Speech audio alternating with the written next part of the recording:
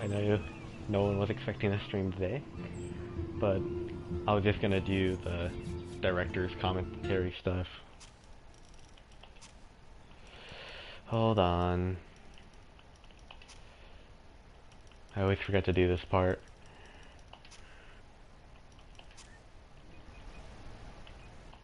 There we go.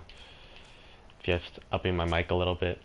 So, yeah, this is not really an important stream. You guys don't have to watch this if you don't want, but just in case you want to look at the directory comments like I do.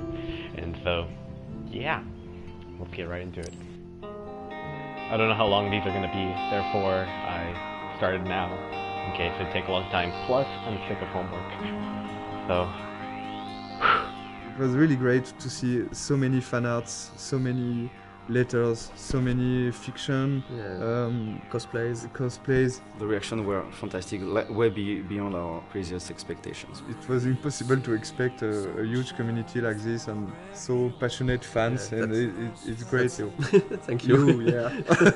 We started the project by making the game we wanted to make for ourselves, but at the end it's really making a game for the players, because that's what's important.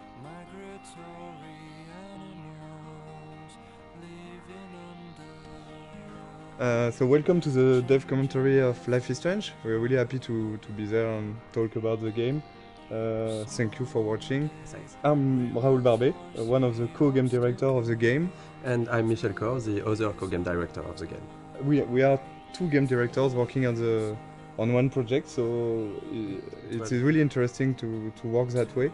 It can be hard sometimes, but I think it's a really interesting creative process, because we can challenge each other on a lot of aspects and find always the better solution for what's best for the game. If only Michel or Raoul was directing the game would have been really different. They both know how to make a game. Like they're not stuck in their field of expertise. They know a lot of things about each department, and they had this direct contact with the teams. I'm more from the audiovisual and movie scene, so I was in charge of all the cameras with the camera team. I work a lot with the sound design team also, with the music. And myself, since I'm from an illustration background, my specialties were more on the art direction, and later, for this game, I'm starting to work way more with the narrative team and the voice recording sessions. It was cool because they had a similar vision for the game, so we didn't have a yes from one and a no from the other. Actually, Michel and Raoul are in the game when you think about it, because there are two game directors, so we have a contraction which is Michel. But if you put it the other way around, it's Raoul and Michel, so it's Rachel. And I'm pretty sure they did it on purpose. The idea behind the game was because both of us worked on Remember Me, and there were some sequences in this game called Memory Remixes, and one of the founders, Hervé Bonin, asked this small core team to think about a game with this kind of mechanism. Very quickly came the episodic adventure game, because we wanted really to do something like that. There is really a lot of good interactive ways to tell stories. On an episodic format, you have to make a lot of choice for episode 1, because you won't be able to change after. A lot of assets have to be there in episode 1. Yeah. So the menu is one of those assets. It was interesting because there was a lot of variations. We did a lot of tries of what we wanted to show in this menu. The idea was really to basically show the most important locations of the game.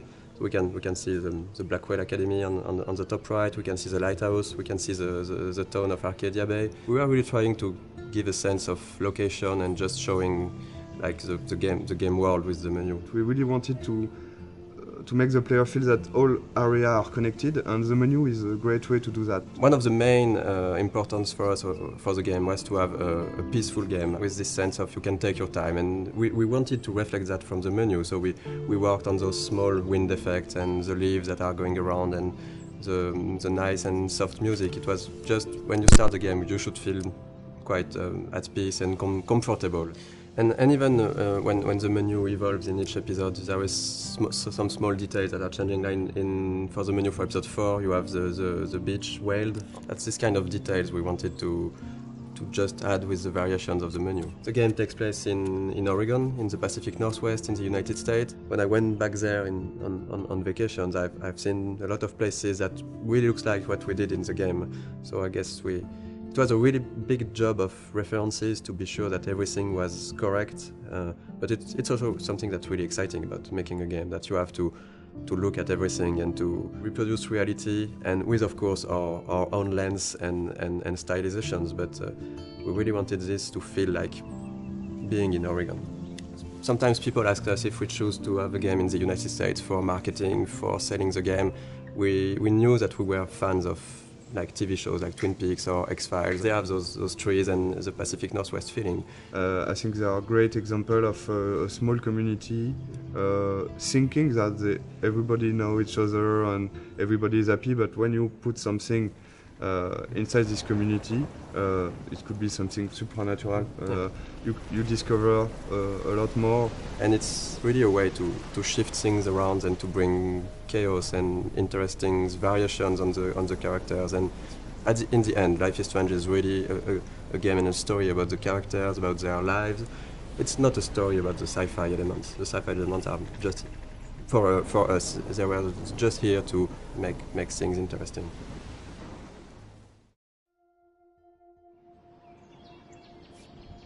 Okay, so let's play the game and... Yeah, let's play Life is Strange. So this is the very beginning of the game. I think this is one of the very difficult sequences of the beginning of the production, because this is the first time the player will see what the game looks like and will be inside the story. So we got a lot of discussion about this one and a lot of discussion about the shots, how we are going to present Max's character. The important, as this is a video game, is the player to know where he has to go and the objective of each scene. This scene is a link to the end of the game, of course, and it's also to close the loop and begin with this scene. And when you know the end of the game was something we really wanted to have, so we can see all the FX, and we've got one FX artist, very talented, Thomas. Here you can see a lot of his work, all the particles, the tornado. We took a lot of time to work on this tornado, because when you're working on an episodic game, it's important to still hook the player from episode 1. So that's the kind of discussion we had about the rhythm, to when should we put something that has a bit more impact and that feels something that shows the player that there is something bigger. So this introduction was a bit like that. We wanted in Life is Strange the player to always know what Max is knowing and to just be with her. At this moment, Max doesn't know where she is and the player doesn't know it either.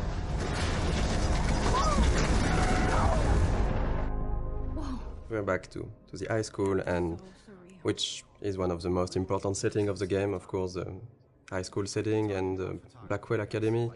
High school is something where the player will feel comfortable because he knows it, but the transition from the cliff to there is the twist of having something really different, and that should hook the player to say, oh, it's not just a teen story, there is more to it. And then, of course, we can go much over than that and twist it and change the characters. But it was an interesting starting point creatively. This kind of introduction is really important, because in one sequence with some shots you have to discover all the different characters, the main ones. So you will see, of course, Jefferson, Kate and Victoria. And it was quite hard to decide between not showing too much, to not break the idea of the game, to not be too big compared to what the game would be after. There is a lot of themes of big ideas on the game, and of course photography is one of it, because photography is still a way to look back to the past. It's linked to the theme of rewind and time manipulation and nostalgia, and that's one of the reasons why Max came back to Arcadia Bay to attend this photography class. I think for the player to be like Max back in this town when she don't know everyone, but you've got to respect the schedule. It's really, as a player, something great to discover. Also, the lighting was really important in this scene to break the cliff ambience by this sunny atmosphere and all this light coming from the windows. And maybe we decided to have a private high school rather than just a regular high school for, of course, for the photography course. But it was also to be able to have less students because we wanted the story to be a bit more intimate. We didn't want it to be like this huge high school with so many students. But based on what the player is doing, you can really learn more about them and see that they're actually not just the stereotype and the archetype you would think they are. This is still a perfect example of how episodic is hard, because if you look closely at this poster, there is a mistake on it. It says that the exhibition takes place in the De Young Museum of Art, when actually it's not that in episode 5, it's the Zeitgeist Gallery. We have a really great community, so thank you guys. And people found out this mistake, and yes, it is a mistake. It's when in episode 5 we found out that we couldn't be a museum, it was too big, so it has to be an art gallery, so we changed the name, and yes, there is a mistake like this in episode 1. How cute I looked yet. I was about to. Welcome to the real world.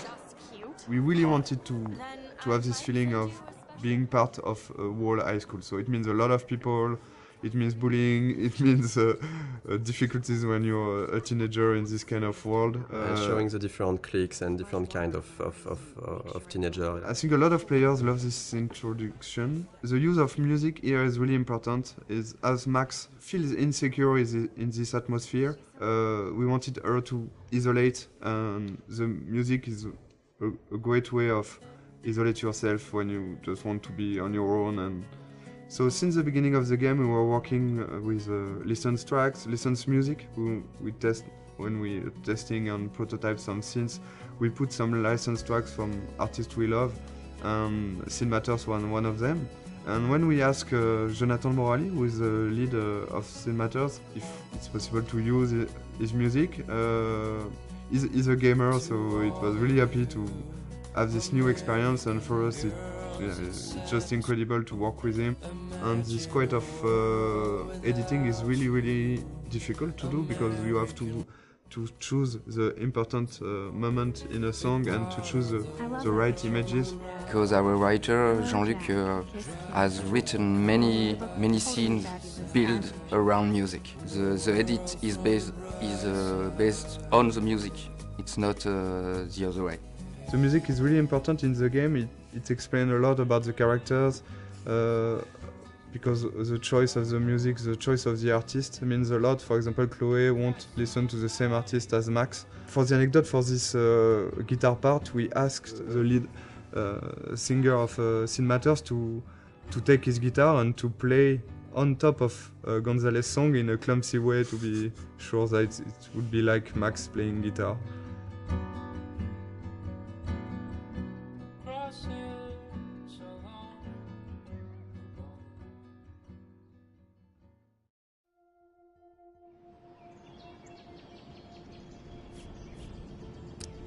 Okay, so the objective of this scene was to go into the bathroom. I think you can hear the great sound work. Sebastian, the lead, has worked a lot on this kind of effects. When you take out your earplug, you can hear more the ambience. And this kind of art is done by our main concept artist. We got like 4 concept artists working on the game, with Edouard who has made a lot of artwork. He was the one concept artist. So basically in the beginning we do a lot of documentation, like we do a lot of research. From all those pictures we can find on the internet, every room, every character needs to tell you a story, who they are, what they do. And just for following the scene, even for the mood, when it's still the rhythm of the game. So we wanted this scene in the bathroom to have a really cold and harsher and more contrasty lighting, to be different from the soft and warm lighting from the art class before. Seeing this scene, there was here one of the mistakes we have done with the game. For example, when Max is tearing apart the Polaroid. In fact, I don't know if you have tried to tear apart a Polaroid, but it's quite impossible. Yeah, you can. We tried it. You can't do it. It's too strong. It's plastic, it's and it's impossible to tear it like she does. But of course, there is a lot of symbolic behind this, and so we decided to keep it, even if It's non-realistic. Maybe it's a bad Polaroid quality, and we can do it. So you can see the butterfly coming in from the window. Of course, there's a lot of symbol behind this. The butterfly, of course, with all the butterfly effect thing, and the fact that Chloe has got some butterflies on her tattoo, and the color of her hair based on the color of the butterfly. Really something we wanted to. Here the blue butterfly is really, really important, and of course at the end of the game it's much more important. One of the fans' favorite, and of course a character we really love, Chloe. She's one of the most important characters, because at the end the choice is about her. It was really important to create this character the best way possible, so the player would learn to care more and more about her. But we really wanted her to be not that nice at the beginning, so when she's evolving during the different episodes, and she's getting nicer to Max, people would care even more about her because she changed, and she likes the fact that she changed. If she was the nicest person from the beginning, it wouldn't be, I think, as effective that her going forward and changing toward Max. Sometimes some players hated Chloe during the first episode, and I think it's not a bad thing, because you can dislike a lot of things about her personality, and after in episode 3, and of course at the beginning of episode 4, there is really something more to this character, and I think it's like having in real life with a friend. There is always some things you don't like, and the relation between Max and Chloe talk about that, and I think it's really interesting to see how the player will learn to like more and more Chloe. And I think it was one of the biggest challenge of the writing process, because we have 5 episodes, we have a limited amount of time, and we need to find the good beats and the good pacing to make those characters evolve. It's a really intimate story, and it's mostly just centered on just emotional moments. All of the major choices that you make in the game are emotional. The heart of it is the relationship between Max and Chloe. It gets really dark, and things get really hard for Chloe and really emotional. In the game, one of our goals was also to be able to talk about real-life issues, about some social themes and difficult themes that can be experienced in real life. I mean, it's different to other games where there are bigger issues like a situation of life or death or war or stuff like that. And in this game, we wanted really to focus on more human issues on a smaller level. The mood of the game and the themes of the game. It's the themes that we tackle in the game are not something that you see often in other games. We try to be mature about it. We try not to force it onto players, and we try not to be too brutal about it. We have issues like domestic violence, family issues. So talk about drugs, alcoholism, depression. It's really part of a reality, and I think it was really important for us to not avoid that. And I think it's a great video game is also a great media to talk about that, because as a player you will be involved maybe more than just looking at a movie or reading a book. You will be really part and actor of this experience. We were not sure that Square Enix, the publisher, would approve all the themes, the intense scenes we have, and how we deal with them. And really early in the discussions, we were relieved to see that they didn't want to change anything. They just wanted to make sure that we deal properly with the scenes or themes, and this is exactly what were our intentions. So it's again a key scene for episode 1. It's the first time you see Nathan and Chloe. First scene with the character is really, really important. We got a lot of information to give to the player. And we needed to show that Nathan was quite a troubled child, a teenager, I mean. So this is him talking to himself at the beginning. We had to fine-tune and to find the good words to use. Then we see Chloe for the first time. We have to show what's her character. So she's direct and a bit pushy to Nathan. We need still to understand what's happening. So they're talking about money, about drugs. We had to find the right hints to give to explain things. So we don't want to lose the player.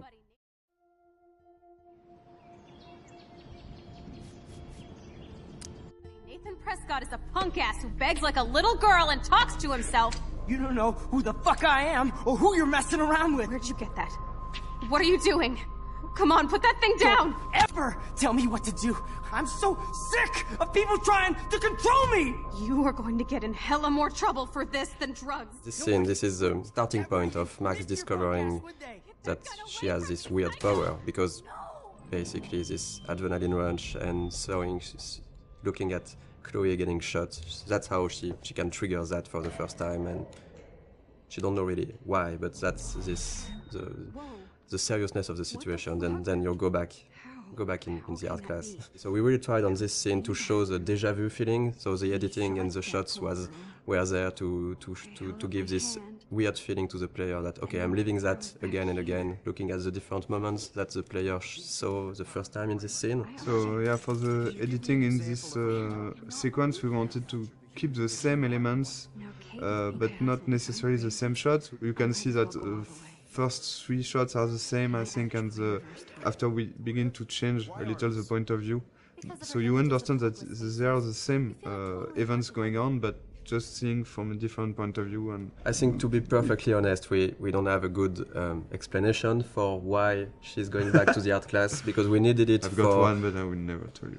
I don't think it's a mistake, because we also needed to explain to the player so the player can learn how things are working, and it's quite hard to do. So we took this freedom to have Max go back to the art class, which, even if it's a bit contradictory with how her power works after that. We are using this to explore more of Max's personality, of the characters, and because that's the way we created the character. Max, as we've seen that with what she's thinking, she has a lot of insecurity, she has issues to go forward in her life, to take decisions. And now she has this ability to not going forward, but going even backward. So it's an interesting storytelling device to question with her character and with the player, of course, to question choice and consequences, to question fate, to question really interesting issues. I think Max would never have changed as much as here in our story without this power and without this sci-fi element. So it puts the player in a very interesting position, because she will ask himself why he's doing some interaction. He can undo the interaction and try something else, but also Max, by doing this, will ask herself, am I doing the right decision? Is it the good choice or not? So we deconstruct the mechanism of classic adventure game just by adding this power and the fact that you can undo things and try another things. Of course, in most games, you can do it with quick save, quick load, but it's like you said, it's only the player who do that, and that's one of the main themes of the games. That if I had the power to rewind and to change things, should I do it? Because sometimes it can be really seen as lying, as if I say a lot of things that you don't like, and if I go back in time and don't say them to try to, so you're not angry at me, it's a bit tricking. So we are really asking those questions, and in the beginning of the game, we are letting the player and Max do it a lot. She's getting to make a lot of friends with this rewind. But later in the game, and especially in episode 5, we are really questioning this to see maybe it wasn't the right thing. Maybe what you did to try to lie to people with your power, was it really good? And that's something that can be interesting for the story, but also to ask the player at a moment. I think this is what we wanted to do also with this game, to show that it's difficult to make the choice, and it's even more difficult to live with it, but you have to learn to do that. And even if you could hesitate a lot, there is no perfect way to do things. Okay, if I'm crazy, I might as well go all the way. Can I actually reverse time? So that's basically that the first time the player will actively rewind. So we have Max thinking that, okay, I just got back in time. I'm in the art class, and so that's why we made her break her camera, because we needed to have an element that the player will see that we will rewind. So we can really explain how do you rewind. So Max broke her camera, and then she's thinking, okay, if I got back in time, maybe I can try to do it again and revert that. So that's the first real rewind the player is actively doing. It's okay. We don't really want the players to use the rewind all the time. But since it's important in the beginning of the game to really show the player the tools he have, and it was important for us to have this in this scene, to have a lot of use of the rewind, so he can really, okay, I know how it is now, and now I decide if I use it or not. I hope I have enough time to get to the bathroom. Please, please. I can't tell anybody. They'll think I'm crazy. Since we are really playing the game with the point of view of Max, for her, not everything is clear, so it shouldn't be clear for the player. But there is a lot of hints that should really guide the players to understand what's happening. We have a lot of symbolism with totem spirit animals. We have the doe, and you can clearly see in episode 4 that the doe is linked to Rachel, and it's basically somehow a presence of Rachel that's guiding Max at moments. I'm not sure that a lot of players notice that, but in episode 2 actually, when you see the doe in the junkyard, it's precisely where Rachel is buried. There is this mystic feeling around the town, and since we didn't want to clearly explain everything, it's part of what makes Arcadia Bay a bit different and a bit special.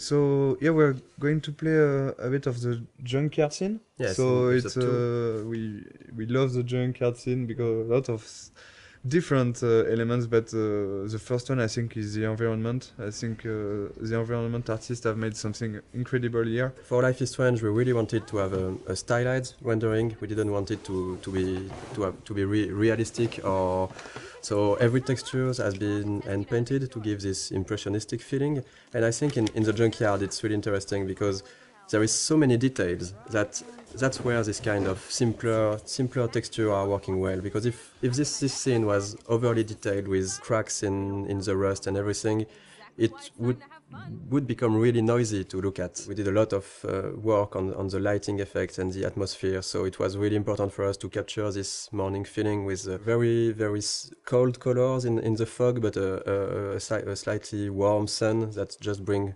some soft and warm feeling to the scene. This scene is also a good example of what we want to do in terms of environmental storytelling.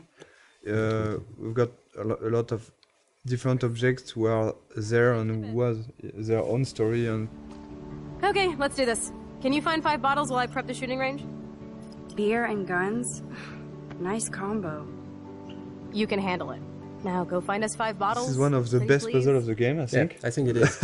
I think it's mostly the final bottle that was really hard to find, and we did a mistake on it because it was maybe too well hidden.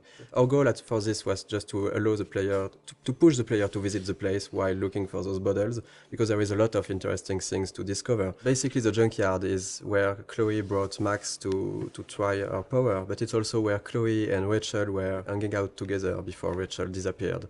So this place here was this small hideout for Chloe and Rachel, and we tried a lot of what we did in the whole game with the environmental storytelling can be seen here, because there is a lot of everything that we really like to tell with the environment. It's a good way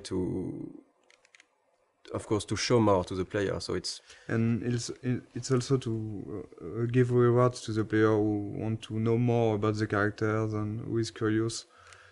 Because you can do this whole scene without looking at every details, but there is some hidden stuff. This one is harder to find. I think that not every player find it, and this is a big letter that Rachel wanted to write to Chloe and maybe never gave it to her. In Life is Strange, we really tried to put a lot of attentions to the details. We have a lot of various levels of things, and if you look around, you can find some really, really small details that are useless to the main story, but interesting. Actually, we start to play with that, putting more and more things in corner, in dark area, to see if the player can spot it or not. And usually they did.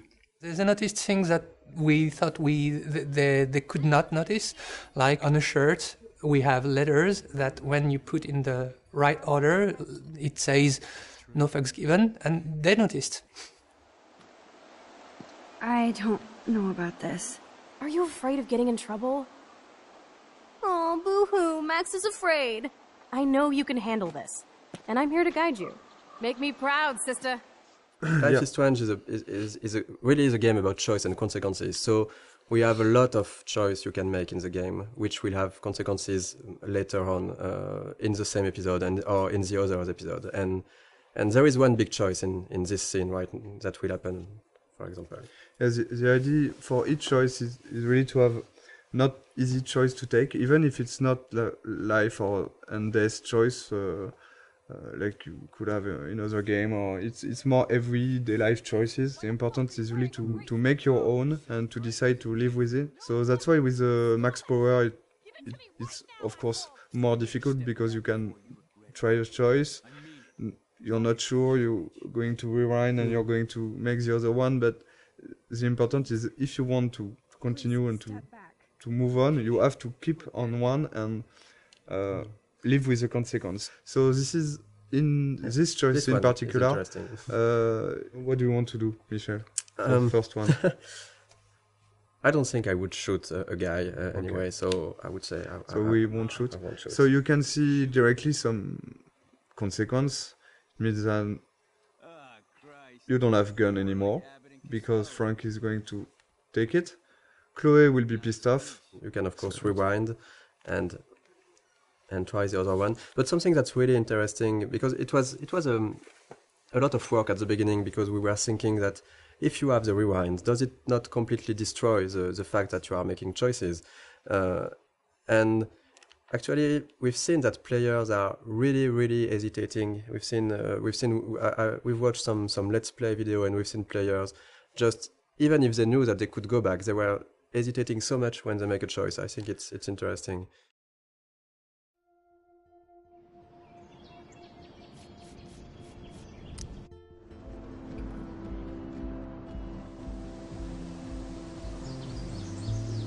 Here will be out of the campus for the first time for the player.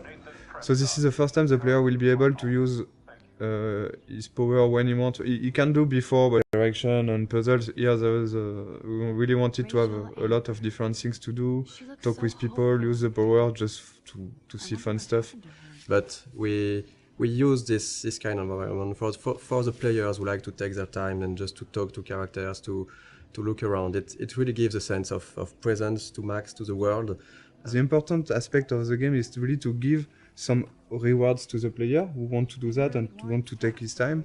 So with this kind of sequences, for example, we give what we call a reward, but in fact it's just new element of the game. For example, here you will have new layer of music. You can hear some new layer of music. You will have all those camera shots that you can't have inside the classic walkthrough and classic gameplay in third person. So this kind of beautiful shots you have only because you have chosen to take your time and to sit on the fountain. So the music, the shots, and of course the voiceover of Max also at the beginning. We hear what Max is thinking just here. So this kind of rewards will push, we think, the player to do that again and again. So this is really something we wanted to have. In this game, it's always feeling a bit like what Max is feeling, and we really wanted to focus on those moments. It was really capturing the moment when you can really take your time to reflect on yourself, and that's what Max is doing in those scenes. That's something that not a lot of games are doing, to let the player take his time, because in a lot of games it's just like you need to go forward, you need to go to this checkpoint, you need to do this and this. Since the beginning, we wanted the rewind to be a tool that the player can use when he wants, where he wants. It won't be scripted rewind sequence, for example. On a technical point of view, you have to record all the different things that happens in the scene. Since you can rewind time, you can basically be at any part of the scene at any moment you like. Designing puzzles with the rewind was very hard. When you think it's done, you think you've seen everything about it, you think the situation is in place and it's going to be working well, there's always this tiny little thing that's fucking it up. Those elements are not really deterministic, so when you rewind, you're not sure that you will be able to restore the particle system in the same state. Seriously, do not forget I need those papers before tonight. Like now. Thanks, Sherry. And this is the dormitories. This is also something that was interesting for us, is to talk about dorm life. We wanted to use this setting because we can really talk about social issues, like the girls have their room. Do you really like the people who live next to you? How the relationship are working inside the dormitory? Like right now, it's interesting is you have different music that can come from the different rooms. It's a really interesting setting to set up a lot of characters easily. Here the idea is really to again have this believable universe of the students. We have to focus on what we want to tell and what we want to develop. In each episode, Alyssa is getting hit or in danger by something, and you can decide or not to use the rewind power to warn her and to actually to get her out of trouble. And again, I think it's links to also the Kate story and this kind of stuff. It's not just here to have fun. It's also to talk about those difficulties you can have when you could be someone like Alyssa and having this kind of problems. And it's always a way to find the little detail and little elements that will bring more to the characters, how we are defining them, without sometimes telling too much. So this is the same actress as Chloe. Yeah, the two main actresses who are playing Max and Chloe did also the other students, and so there is some of Chloe inside each one of them. You can see Max and Chloe here. The body animation is done in motion capture on this project. We've done a lot of shooting in motion capture with French companies. The two main, so Max and Chloe, like for the voice actor, in fact, they are always played by the same actress, Serena and Gabrielle. So all the body language and the body animation you will see in the game are done by them. And so in each scene we discuss about the scene with them, and they add some. Both of them, they have given something to the character, even for Max, because Serena was a bit shy at the beginning of the project, and at the end of the project she was different, and we can see the evolution of Max inside her acting. So who did you tell? The principal. But he didn't seem to believe me. The principal? Are you still 12? That drunk jackass only cares about cash for Blackwell Academy. Don't trust him. I didn't mention you at all. This is the first time we will really see the Max universe by discovering her room. So let's go inside. It was a really important scene for us because you're playing as Max in the game, so you already start to know some about her with what happened before in episode 1. But when you enter her room, it's really her universe. It's everything in this room should describe her, who she is, why she is like this, and speak a bit more about her past. There's quite a lot in this room, in fact, compared to the... Because we tried, I think, episode after episode also to focus on different things, and we can't put too many objects in a room.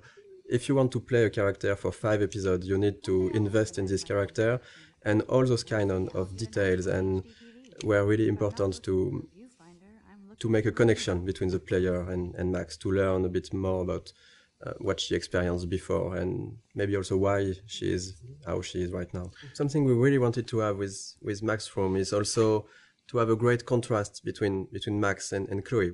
So it was really important to have those two characters. Max and Chloe are really different. They are quite opposite at the beginning of the story.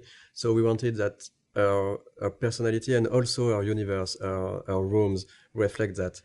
And we took for Max this sort of softer colors. We have the pink in, I think her bed cover is really, really soft. You have the small cushions with the flowers, the teddy bear. We've got a lot of different environments in the game, but we wanted really to be able to revisit the environments and to have other scenes taking place in the same environments, but telling different stories and telling different sequences. So, for example, in this room, when you go back here in the house, in the alternate reality, we will find an empty room of an empty Chloe room, and you have been here so many times before the episode 4 with Chloe, having fun with Chloe, listening to music. Going back here, without anything, you will directly see what you've lost and what this another reality means for Chloe and for you. Max, try to find the light for the pool. I want to see the sharks.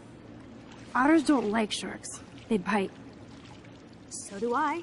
Hit that light. We've done the same with the swimming pool, for example. We've got a great scene in the swimming pool between Max and Chloe when they are alone during the night, and after you got this huge vortex party, which is a really different atmosphere. So this is kind of... On the production point of view, it's basically a brand new environment, but it's still in the same place and with a lot of similarities.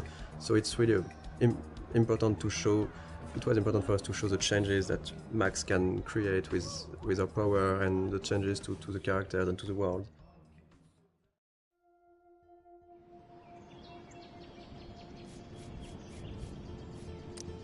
Stop treating me and my mom like we're your family platoon! Hey!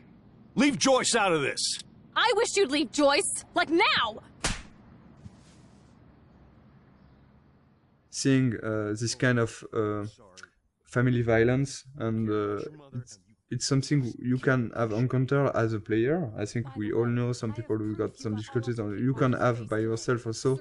Here, the choice you're going to take will have consequences on the relation between Max and Chloe, but also on her father.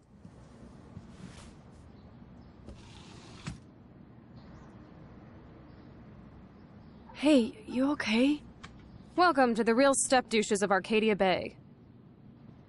I'm sorry. For what? He would have been a bigger dick if he caught you in here. David could seem very archetypal. Yes, and again, one dimension at the beginning, but then we are making episode after episode, you can see that maybe he's very he's got his own reason to be like issues. this. And I think not at any moment we are justifying the fact that he could hit Chloe or be how it is, but just showing a perspective that not everything is black or white. So we did a lot of research to be sure that we were dealing with those themes in a good way. Too much gamifying this, we could really maybe hurt some people. And if we are talking about issues those people have had and not making it right, it could be worse, and it couldn't be the opposite of what we wanted to do at first.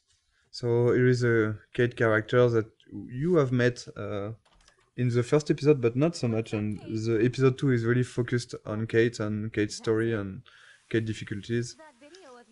So, but this scene is a good way again to how we try to advance the story about Kate, but also try to show more of the other characters, Victoria and Taylor. So we are continuing of what was shown about Victoria in episode 1, like of course that she's really a mean person, that she's harassing Kate because she makes fun of her. And so this kind of scene, yes, is we are really trying to advance the story, bring out more of the characters, and of course there is great cameras on it. All over my face. Max Selfie thought she was a badass taking that picture. We wanted really to talk about all the cyberbullying, the fact that it's quite difficult for a teenager nowadays to be connected as everyone is now. I think everyone has got a phone, is connected always. We are using the text message a lot, and we are making fun with that. So we are really thinking about both sides of the social media. But on the other hand, you've got this dark aspect of internet, which could be really difficult to live. I think a lot of players could recognize some of them inside Kate, and we've received a lot of letters from players who say that helped us also to realize what they've been through. Yeah, we wanted to have this scene since the beginning. We are quite happy that we managed to keep it, and work with Square Enix was great for that. We managed to keep a lot of difficult scenes like this one. It's not only about talking about those themes, it's also to be sure that it's anchored inside our story. And here, of course, this experience and the Kate story will push Max to think about her power, to think about the consequences, to think about the relation with other characters. That's actually the one time in the game where Max's power fails her. So when you arrive on the roof, you you are really by yourself. You have to talk Kate out of jumping, and this was also the second part of what we wanted to do with this sim, is to show that if you care to the people you like, you can help them, and that's basically what Max has to do at this moment, is really to care about Kate, to show her that she knows her, that she's her friend, and to really take out of jumping. I think that's something that was interesting on writing all these scenes, and is even in episode 1, you know, Kate was written as somehow as some type of archetype. She's a bit religious. She's for abstinence. She has this basically pro-life ideas. So maybe some of the players could think that she's boring character, but the way we evolved her and write her in the other episode, we really wanted to show that even if you go past the first appearance of someone, that's something that you might feel not interesting or different to you, you can find really good thing. I was really happy the way that the community reacted to Kate as a. We still have to have rules for how the things, even if it needs to be really in the background and for the player to not to see those rules, but in the end we still need to create the scene with the scripting and a way to make it work. So it was really hard to find the good balance to make it feel the more transparent as possible for the player, and just find a good way to have the feeling that it's really a dialogue between Max and Kate. And it was a really hard one to write. There is a lot of branches, there's a lot of variations, and I think even in the voice recording it took a really long time. It was one full session just for Hannah and Diane, who plays Kate. It was really important for us to keep this going after in the other episode, and not just okay, we have done the scene and so no, we go to the following of the game. I'm going to be here for another day until my family comes out to visit. How are they treating you? Like they need to protect me forever. They're so upset, and I know they feel guilty even though they didn't do anything. I was surprised how many we wanted from to talk about this theme of euthanasia, but to find a way to talk about it that would be respectful for any sort of position, because it was really important to not try to say this is right, this is wrong, and to let the player really see how he wants to play this scene at this moment based on what he felt for the situations, for Chloe, for her parents and everything. And that was that was not easy to find this balance when doing that. And again, it's because it's interactive and it's a video game that this scene is so strong. I think if you just see a scene and just okay, this is the director point of view and that's it, I accept it or not. But here it will be your choice. You really have to take your time and think about it before making your choice. So and we've seen all kind of reactions. We've seen players who immediately say, no, I can't do it. Or other player who immediately accept what Chloe is asking. Of course, it's Chloe, I'm accepting. And a lot of others who are hesitating for 5-10 minutes or so. And I think that we've been, I like that we did that, but we've been a bit mean to the player, because we give them a third choice of, maybe I cannot take any choice on this, but then you have still to take a choice. Yeah. But I think it was stronger, because it was, what we wanted to do with that is to show that at a point you have to take responsibility for your actions and decide something. You cannot get an easy way out.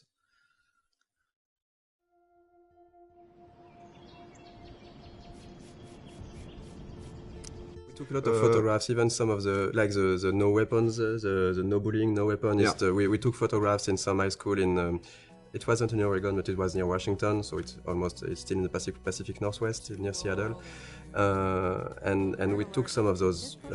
We just adapted some of those posters, and even for example, like this for the map. We did a lot of research, finding real maps of real buildings and trying to be quite precise with the scale, the layout, the locations, because we really wanted everything to feel genuine and to. You know, sometimes you can go really wrong in a game if you just start to forget about the scale and the detail. So we really wanted to have things right, like having this kind of fire hose at this place. And since the game takes place in October, and we are in the US, there is already a lot of Halloween decorations and stuff like that.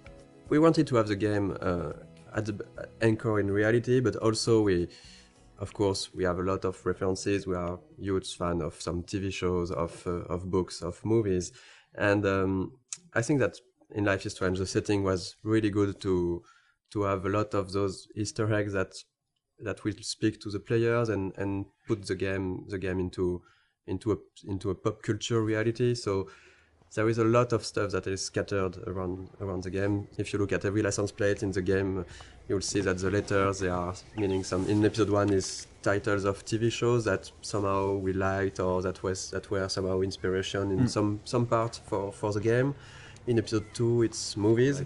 In the dormitories, you have the room which Red Rum. Someone wrote Red Rum on the slate. It's the number of the room in The Shining. Yes, and so it shows that we love us as developers the movie, but also that the characters in the game, of course, know about this movie because it exists in their real world and they are making jokes about it. We knew that we had to hire an American scriptwriter. We sent some tests to few writers that were recommended and we knew. And Christian Devine, we had a Skype with Christian. After maybe 2 minutes, we all knew that it was going to be him. I had this kind of vision of him in the office, working with us. Since we've chosen him, he was at 100% and even 200% in the project. With us, he completely understood what we want to do with the characters and with the story and with the different themes we wanted to talk about. During the motion capture session, we asked the actor and the actress to, when they meet, Max and Warren meet the first time here on the parking lot, we asked them, they were trying to kiss themselves, but you can't do that in the United States. In fact, as French, we were thinking that, it's cool, they are going to kiss themselves. Warren tried to kiss Max, to kiss Max on the cheek. We've never done that, so we changed after discussion with the writer and a lot of friends. We say, okay, we should switch to a hug. So we changed the animation to have just Warren try to hug Max and not kiss her. And this is a kind of mistake we can do as French people. So we have to be very careful about that. And it was really good because in France you can. In say France, hello by kissing a girl like this, by just having a peek on the cheek, and not in the US. And this is the kind of stuff where having an American writer was really needed. We made some other mistakes, like on this parking at the beginning we had the parking spots which were really small, and Christian said to us that this is not American parking spots. In the US you have large parking spots because we have big cars, so we changed that. And we did that for various things, like sometimes a sign were not at the right position or something that was not perfectly true to reality. So, Chloe's house. This is the very, very first scene we've made for the game. So this is really the scene that we have modified a lot to create Life is Strange. This is also the scene with which we sold the game to Square Enix. That's the scene we showed to publisher. The first time I tried the game, it was the Chloe's Room, a really early prototype, and it felt fantastic to play it. I was literally smiling while playing it because the scene was working really great already. Even though the environment, the characters were not final, it was really really good to play. And we decided to use this scene because every mechanism is here, but there's also a scene that shows really what Life is Strange is, because it's a story about those two girls trying to reconnect. We had the two main characters. We had strong issues with what happened with David later. So we have the environmental storytelling when you're visiting a different part of the house. We have Zen sequence. It had the feeling that we really wanted to push for the game. This slow-paced, nostalgic feeling. I think that this scene is really a really good one to show that in episode 1. At the beginning, it wasn't exactly like that. We got different outcomes, and so the scene that is in the game now is really different from the very first prototype.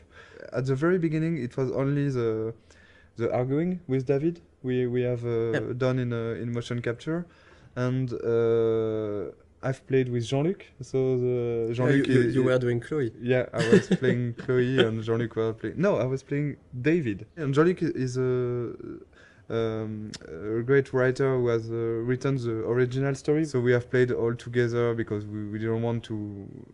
We didn't add the money, in fact, to have a optic motion capture shooting. So we try by ourselves to have animation for the prototype, and the animation is quite ugly. The characters also are the ugly. first version were ugly, and there were at the beginning no textures. We had version with only the grey characters. We were really weird without hair, so we had a hairless Chloe. And I think Max is quite frightening. The smoke and all the FX elements, they are made following the same idea as non-realistic, but like it looks like undrawn smoke a little. But it's really, really beautiful, and our FX artist has made a lot of FX like this. We can see also the wind outside. The wind effect are really beautiful. And we tried to be as close as possible of the concept art. Like, ideally the game, we wanted it to look like some sort of animated concept art. And I think it's really the 3D environment artist and the concept artist, they did a really great job on that, because if you look at the concept art for this room and the 3D final scene, it's quite pretty close. We have those low detail textures, but this feeling of light but it's a lot of details that we tried everywhere. Even if the lighting, if you look just at the light on the drawer, even on the light we have this small bending that gives the feeling that the light is hand painted. So we did a lot of work on everything, on lighting, visual effects, textures, to have this cohesive style. And sometimes the player might not completely notice it, but it still gives this cohesion to the game. Like, for example, for the Chloe's house, how rich Chloe's parents are, so what kind of house they can afford. So this get painted. In concept art, we do like every room, or even the map, the floor map. In Max's rooms, there's a lot of photos on the wall, because she likes to take photos, and you get like the bands, poster of bands, which she like, you have to feel like who they are, and just by looking at the room. Mm-hmm.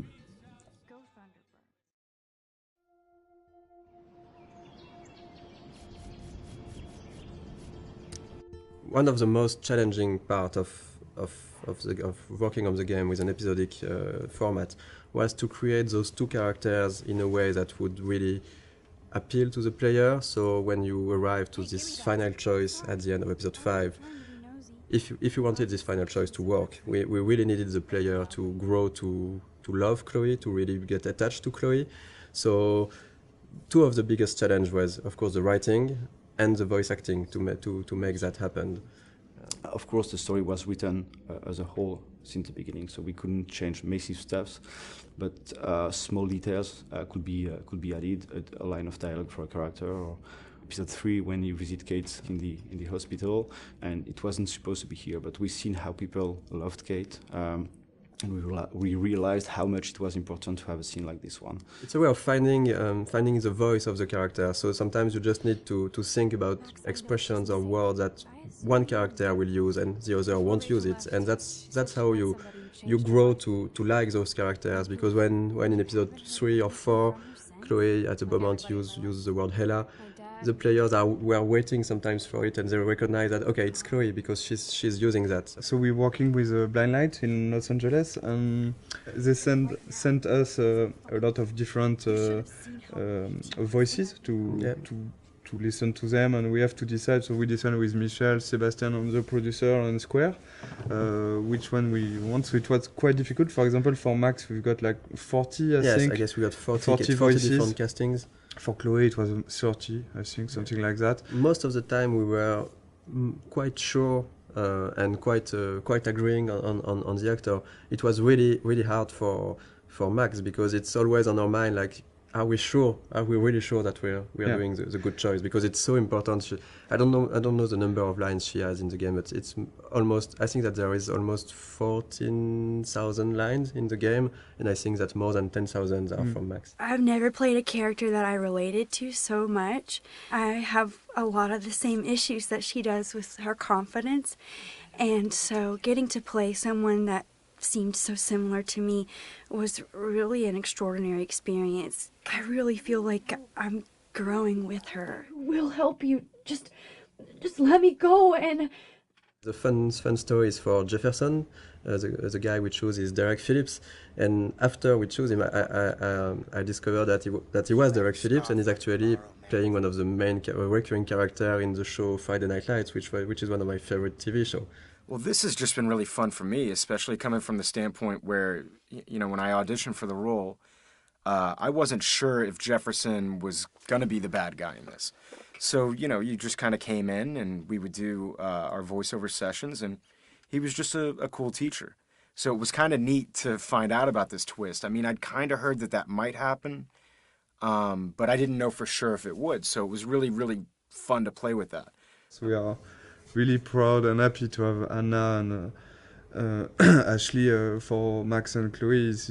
All the voice talents we've worked with were really involved. They've given something unique to those characters, and that's why it has worked also. It's because there is a part of their soul inside their character. For Hannah, for Max, one of the hardest parts is that there is so many lines of inner voices. So it was really important for Hannah to give something great for those, and I think it was quite the case.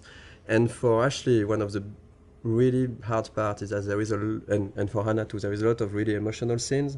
I really wanted to sell the moments, and I was putting pressure on myself to make certain moments, like with Rachel, lots of the moments that happen in episode 4. I really wanted them to feel real. And I'm constantly on this roller coaster, so I had to figure out how to harness those feelings so that I could use them to illustrate what Max is going through.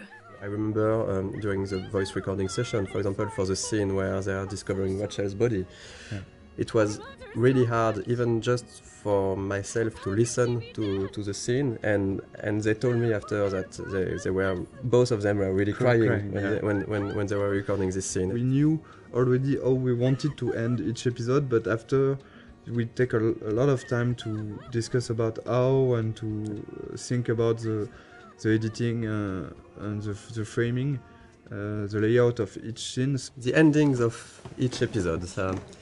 That was something really important, of course, because it's an episodic game, so the ending is crucial if we want, of course, the player to enjoy the episode and to want to come back for the next episode. So I think we looked a lot at also what can be done in TV series, because with the episodic format we were kind of the same way.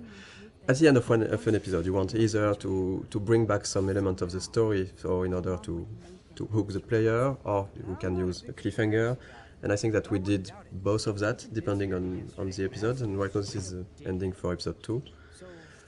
The episode 1 and episode 2 endings are not the same, but it's the idea behind was really to show all the characters of the games, all the main characters, and showing that there is maybe something more going on.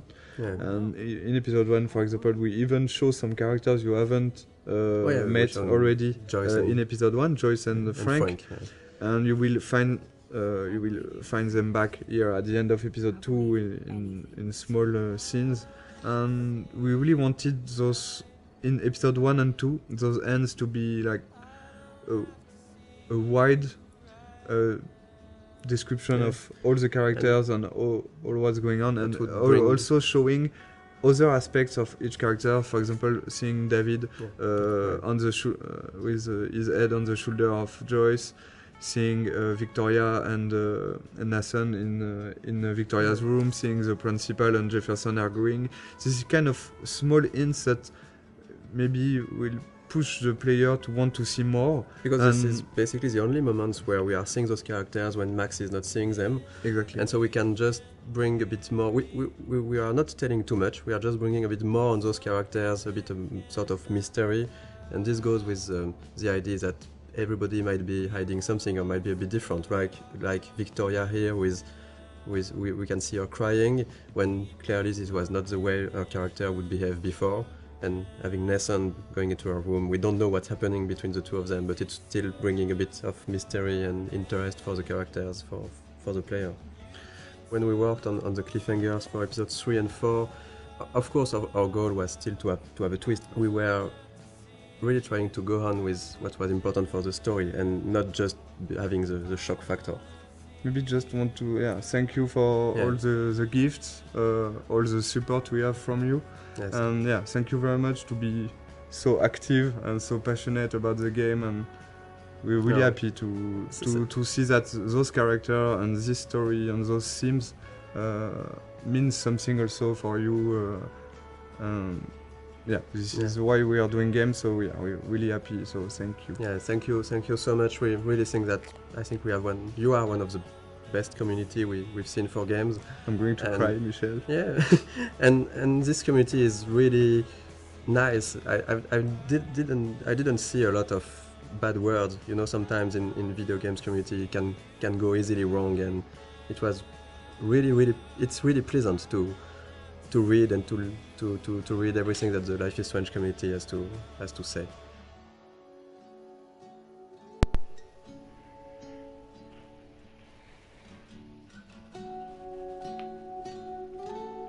Well, that was the director's commentary. It's kind of really interesting to see. I also kind of got to see some scenes that I've never ever seen before.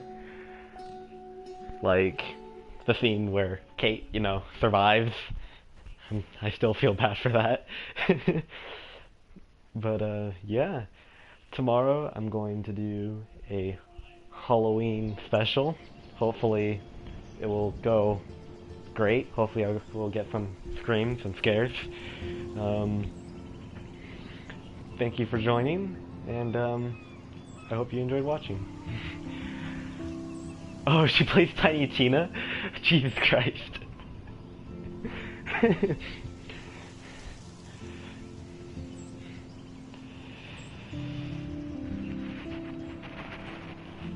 The special will be me being PewDiePie for the next week. Not really. Maybe, I don't know. But I'm planning on playing some horror games. Okay, one horror game, but the reason why I say PewDiePie in specific is because it's all those Amnesia games, and yeah, I've never played them before. I just know that he used to do that giant Amnesia thing in 2015? I don't know, but it was something around there.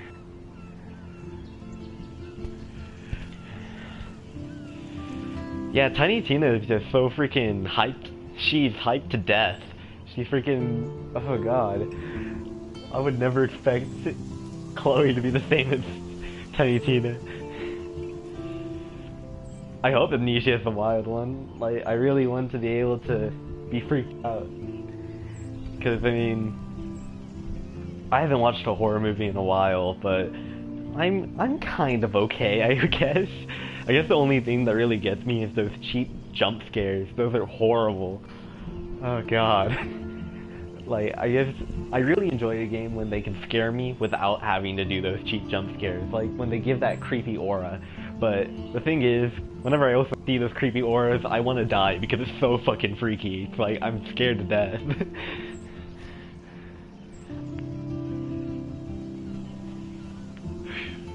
Alright, well, that ended a lot shorter than I thought it would. So, cool. I hope I see you guys tomorrow. And have a happy Halloween. But before we go, I want to know what you guys are dressing up as. And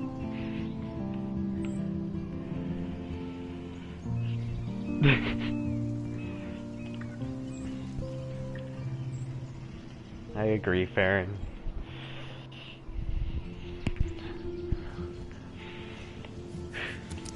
I kind of want to like play this game again, but I know I shouldn't. Oh shit, I actually click on an episode.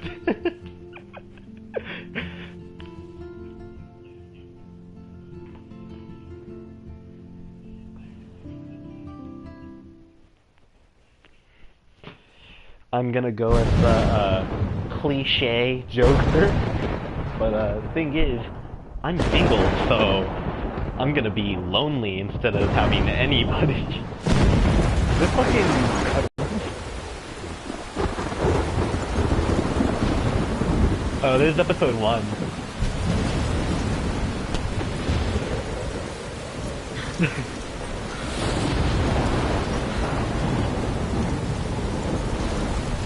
am I? What's Well, yeah, happening? if you guys aren't doing anything tomorrow, check out the stream, because I'm not going to really be going out trick-or-treating and just trying to dress up to have fun, you know? How did I get And here? so, yeah. And where is here? Hope to see you guys tomorrow. This is First Anthony signing out. There's the lighthouse. Keep it live, and I'll I'll see be you next safe time. if I can make it there.